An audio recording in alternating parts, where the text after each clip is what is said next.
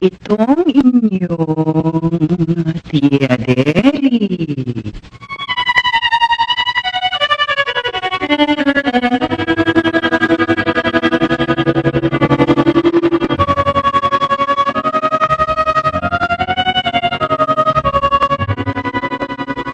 Kumusta, mga ginigiliw kong tagapakinig?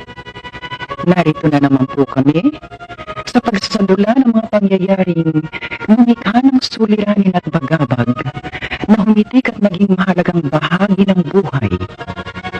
Mataos naming layunin magdulot na ikagagaan, kundi man tuluyang ikapapawi ng hatbi at kirot ng pagdurusa o agam-agam.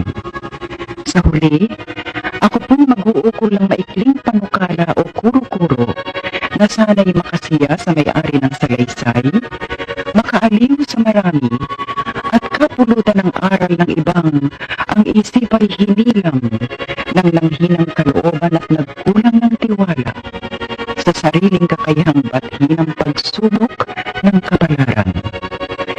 Ito po ang kasaysayan sa mga liham sa inyong Tia Deli.